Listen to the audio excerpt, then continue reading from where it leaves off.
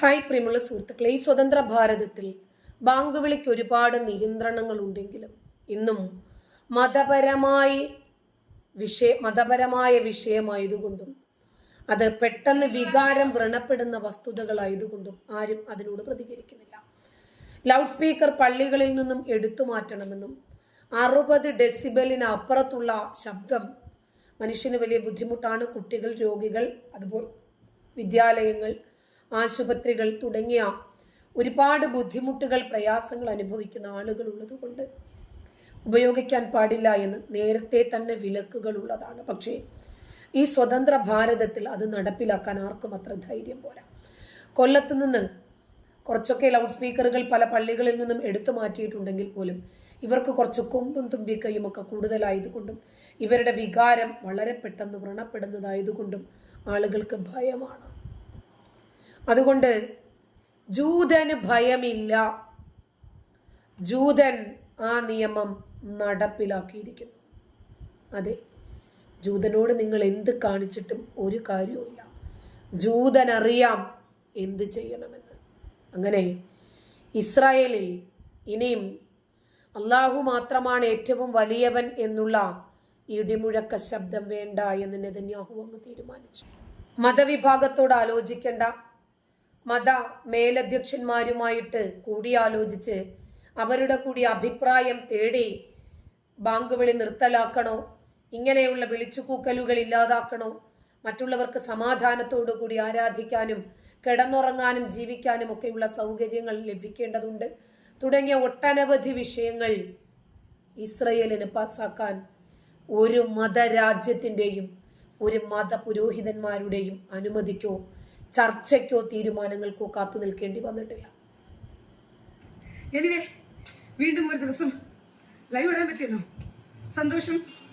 അപ്പൊ എന്റെ സഹോദരങ്ങളെ, നിങ്ങളെല്ലാം അറിഞ്ഞായിരുന്നോ? നിങ്ങളെല്ലാം കേട്ടായിരുന്നോ? നമ്മുടെ ആരാണ്ടപ്പനെ ആരാണ്ടപ്പനെ ആരാണ്ടപ്പനെ എന്ന് പറയുന്ന വിളിയുണ്ടല്ലോ, ഇനി അങ്ങനെ വിളിക്കാൻ പറ്റില്ല. ഇനി ആരാണ്ടപ്പനെയൊന്നും ഇസ്രായേലില് കോളാമ്പി വെച്ച് കൂവി വിളിക്കുന്നത് നിർത്താൻ തീരുമാനിച്ചു. അങ്ങനെ തീരുമാനിച്ചു. സ്വന്തം അപ്പനെ വിളിച്ചാൽ മതി, ആറാണ്ടപ്പനെ വിളിക്കണ്ട എന്നുള്ള തീരുമാനം ഇസ്രായേൽ എടുത്തു. അങ്ങ് ഞാൻ പറഞ്ഞ പോലെ മനസ്സിലായോ? മനസ്സിലായില്ല അല്ലേ? ട്യൂബ് ലൈറ്റ് ആയിരിക്കും, സാറില്ല, ഞാൻ കത്തിക്കാം. ട്യൂബ് ലൈറ്റ് ആണെങ്കിൽ ഞാനത് കത്തിച്ചു തരാം. അതായത് 5 നേരം കോളാമ്പി വെച്ചൊരു വിളിയുണ്ടല്ലോ, ആറാണ്ടപ്പനെ, എന്റെ ആറാണ്ടപ്പനെ, ആരാണ്ടോരപ്പനെയാണ് നമുക്ക് ദാനമായി കിട്ടിയത് എന്ന് പറഞ്ഞുകൊണ്ട് നാട്ടാരെ മുഴുവനെയും വിളിച്ചു പോകുന്ന മാനവരിൽ മഹാനായ കാമഭ്രാന്തന്റെ ലീലാവിലാസങ്ങൾ ഇനി കോളാമ്പി കൊണ്ട് വിളിച്ചു പോവാൻ പാടില്ല എന്ന് ബെന്യാമിൻ നെതന്യാഹു, നമ്മുടെ പുലിക്കുട്ടി, നമ്മുടെ സിംഹക്കുട്ടി ബെൻഗുർ അങ്ങ് തീരുമാനിച്ചു. ഇത്തമാർ ബെൻഗുർ അങ്ങ് തീരുമാനിച്ചു, ഇനി 5 നേരം കോളാമ്പി കൊണ്ട് വിളിക്കേണ്ട ആരാണ്ട് അപ്പനെ, അവനവന്റെ അപ്പനെ വിളിച്ചുകൊണ്ട് അവനവന്റെ വീട്ടിൽ അങ്ങ് ഇരുന്നേച്ചാൽ മതി എന്ന് പറഞ്ഞു. ഞാൻ ആരാണ്ടോ അപ്പനുണ്ടായതാണ് എന്ന് പറയാനായിട്ട് 5 നേരം കോളാമ്പി എടുത്തുകൊണ്ട് നാട്ടുകാരെ മുഴുവൻ ഈ ഉറക്കം കെടുത്തേണ്ട വല്ല കാര്യമുണ്ടോ? ഇല്ലല്ലോ. അപ്പൊ ഇസ്രായേല് പറഞ്ഞു, ഇനി തൊട്ട് ആറാണ്ട് അപ്പനെയൊന്നും, നിങ്ങൾ ആറാണ്ട് അപ്പന ഉണ്ടായെന്നുള്ള കഥയൊന്നും നീ എന്ത് ചെയ്യണ്ട. നാട്ടുകാരെ കോളാമ്പി വെച്ച് വിളിച്ച് നാട്ടുകാരോട് പറയണ്ട. സ്വന്തം അപ്പന്, അവനവന്റെ അപ്പനെ വിളിക്കാനായിട്ട് എന്ത് ചെയ്യുക, മോസ്കിനകത്ത് കയറി ഇരുന്നിട്ടങ്ങ് വിളിച്ചാൽ മതി എന്നങ്ങ് തീരുമാനിച്ചു. ഇപ്പം ട്യൂബ്ലൈറ്റുകൾക്കെല്ലാം കത്തിയോ, കോളാമ്പി നിരോധനം കൊണ്ടുവന്നു. അതുകൊണ്ട് 5 നേരം അപ്പ സ്വൈരമായിട്ട് ഇരിക്കാം. ഇനി അവിടെയും ഇവിടെയും എവിടെയൊക്കെ ഇരുന്നുകൊണ്ട് ആരാണ്ടപ്പന് ആരാണ്ടപ്പന്. നാട്ടില് ഞാനാണെങ്കിലുണ്ടല്ലോ, നാട്ടിൽ ഈ പാരഡി ഗാനങ്ങളുണ്ടല്ലോ,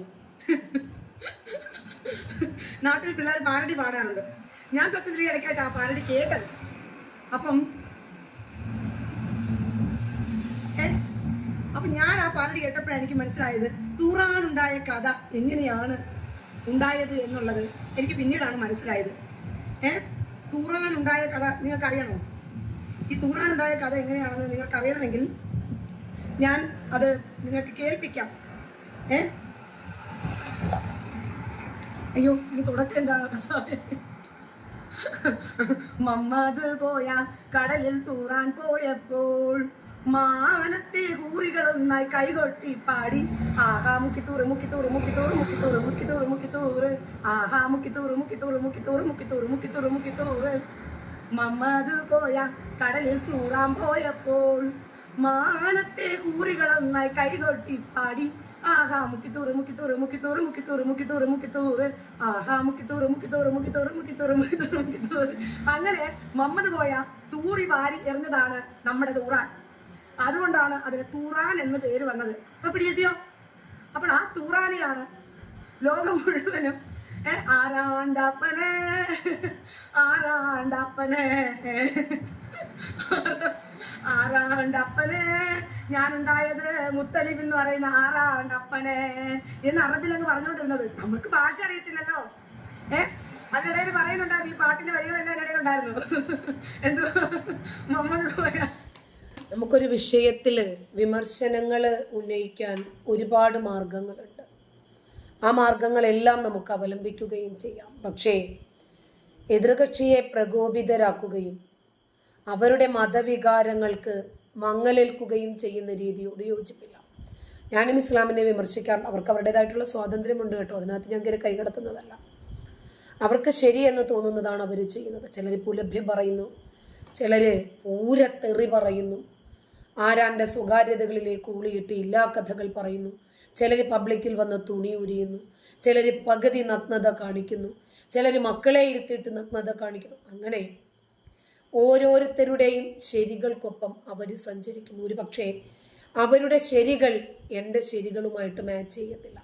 അപ്പോൾ എന്ത് ചെയ്യുക? ഞാൻ അവരെ അർഹിക്കുന്ന അവഗണനയോടുകൂടി ഇഗ്നോർ ചെയ്യുക. ഞാനതാണ് മനസ്സിലാക്കിയിരിക്കുന്നത്. എനിക്കിഷ്ടമില്ലാത്ത ആളുകളെ കേൾക്കാനോ പറയാനോ അവരെന്താണ് ചെയ്യുന്നത് എന്ന് നോക്കാനോ ഞാൻ പോകാറില്ല. ഞാൻ അവരെ ഛർദ്ദിച്ചു വയ്ക്കും. പിന്നീട് ഞാൻ ആ മേഖലയിലേക്ക് പോകാറില്ല. ഇസ്ലാമിനെ ഞാനും വിമർശിക്കാറുണ്ട്. പക്ഷേ ഞാൻ ഇസ്ലാമിക ഗ്രന്ഥങ്ങൾ മനസ്സിലാക്കി പഠിച്ച് അതിനനുസൃതമായിട്ട് എൻ്റെ ആശയങ്ങളാണ് ഞാൻ നിങ്ങളുമായി പങ്കുവയ്ക്കുന്നത്. അത് തിരുത്താൻ പറ്റിയ മേഖലകൾ ഞാൻ തുറന്നിട്ടിട്ടുമുണ്ട്. എനിക്ക് തെറ്റുപറ്റിയതാണ് എന്നുണ്ടെങ്കിൽ എൻ്റെ അധ്യാപകരടക്കം ഇന്നും എൻ്റെ വാട്സപ്പ് ചാറ്റുകളിലുണ്ട്. അവർക്കൊക്കെ തിരുത്താവുന്നുള്ളതേ ഉള്ളൂ. അവരുമൊക്കെ ആയിട്ട് ഈ വിഷയങ്ങളൊക്കെ ഞാൻ ചർച്ച ചെയ്യാറുണ്ട്. അവരുടെ കൺസിഡറേഷനൊക്കെ എനിക്ക് കിട്ടാറുമുണ്ട്. ഓക്കെ, അവിടെ നിൽക്കട്ടെ. ഇത് ഒരു എന്നോട് എല്ലാവരും എപ്പോഴും പറയും, കുറച്ച് മൈൽഡാകണം. നിങ്ങൾ പറയുന്ന വിഷയങ്ങൾ അത് വിശ്വാസികൾക്ക് കൂടി ഇരുന്ന് കേൾക്കാൻ തോന്നണം. അവരെ തിരുത്തുന്നതിന് വേണ്ടിയാകണം, പ്രകോപിതരാക്കുന്നതിന് വേണ്ടിയാകരുത്. ഓരോരുത്തരും ഓരോ രൂപത്തിൽ പ്രതികരിക്കാൻ കാരണം ഒരുപക്ഷെ അതിൻ്റെ അടിത്തറ അന്വേഷിച്ച് ചെല്ലുമ്പോൾ വിശ്വാസികൾ തന്നെയാണെന്ന് കാണാം. അവരനാവശ്യമായി ലൈംഗിക ചൊവ്വയോടുകൂടിയുള്ള പ്രതികരണങ്ങൾ നടത്തുമ്പോൾ ഇവരും അതുപോലെ തന്നെ പ്രതികരിക്കാൻ നിർബന്ധിതരാകുവാണ്. എൻ്റെയൊക്കെ ലൈവ് ചാറ്റിൽ വന്നിട്ട് കമൻറ്റ് ബോക്സിൽ വന്നിട്ട് അനാവശ്യങ്ങൾ മാത്രം പറയുന്ന ആളുകളുണ്ട്. അപ്പോൾ അവരോടൊക്കെ എന്താണ് തിരിച്ചു മറുപടി പറയേണ്ടത്? സഭ്യതയുടെ എല്ലാ അതിർവരമ്പുകളും ലംഘിച്ചിട്ട് അവരങ്ങനെയൊക്കെ പറയുമ്പോൾ തിരിച്ചും കിട്ടുമോ എന്നൊന്ന് പ്രതീക്ഷിക്കണം. യേശു പിഴച്ചുപറ്റ സന്തതിയാണ് എന്ന് വരെ പറയുകയും ഒരുപാട് വിഷയങ്ങൾ പറഞ്ഞ് ഹിന്ദുക്കളുടെയും ക്രിസ്ത്യാനികളുടെയും ഒക്കെ മതവികാരം വ്രണപ്പെടുമ്പോൾ തിരിച്ച് നമുക്കും വ്രണപ്പെടുമ്പോൾ നമുക്കങ്ങനെ വേദന തോന്നാൻ പാടുണ്ടോ? ഒരു പുരോഹിതനും ഇത് തന്നെയാണ് പറഞ്ഞത്. അവരുടെ വേദമന്ത്രതന്ത്രങ്ങളെയൊക്കെ നമ്മൾ എടുത്തിട്ട് അലക്കി അവർ തിരിച്ചും ഇപ്പോൾ നമ്മളെ പറയുമ്പോൾ നമ്മൾ പ്രകോപിതരാകാൻ പാടുണ്ടോ? നമ്മൾ കൊടുത്തു വാങ്ങിയതല്ലേ? നമ്മൾ അവരോട് ചെയ്തത് പൂർവാധികം ശക്തിയോടുകൂടി നമുക്ക് തിരിച്ചു കിട്ടുമെന്നൊന്ന് ചിന്തിച്ചാൽ മതി. ഇസ്രായേലിൽ ബാങ്ക് വിളി നിരോധിച്ചു, ലൗഡ് സ്പീക്കർ എടുത്ത് അഴിച്ചു വെച്ചു. നമസ്കരിക്കണമെങ്കിൽ ഒന്ന് ഡിജിറ്റൽ സംവിധാനമുള്ള കാലഘട്ടമാണ്. സമയം നോക്കുക, പോയി നമസ്കരിക്കുക, അത്രയും മതി. അല്ലാതെ മൈക്ക് കെട്ടി ഈ 5 നേരം എൻ്റെ പടച്ചോൻ മാത്രമാണ് വലിയവൻ, എൻ്റെ മുത്ത് റസൂൽ വലിയ കേമനാണ്, അള്ളാഹു അല്ലാതെ ആരാധനയ്ക്ക് അർഹനില്ല, ആ മുഹമ്മദ് നബി അള്ളാഹുവിൻ്റെ ദൂതനാണേ, നിസ്കരിക്കാൻ വായോ, വിജയത്തിലേക്ക് വായോ, ഇങ്ങനെ ഇസ്രായേലിനെ ഇനി വിളിച്ചു കൂവണ്ട എന്ന് ബെഞ്ചമിൻ നെതന്യാഹുവും അതുപോലെ ഇറ്റാമർ ബെൻക്യൂറും തീരുമാനിച്ചു. ആ തീരുമാനം വിജയകരമായി ഇസ്രായേലിൽ നടപ്പിലാകുമെന്ന് നമുക്കറിയാം. കാരണം അവിടുത്തെ നിയമങ്ങൾ ലംഘിക്കാനുള്ളതല്ല, പാലിക്കാനുള്ളതാണ്. ലംഘിച്ചാൽ അവർ നിയമ നടപടികൾ നേരിടുകയും ചെയ്യും. അതിന് മുഖം നോക്കി നടപടിയെടുക്കുന്ന സർക്കാർ അവിടെ ഇല്ലല്ലോ. നന്ദി.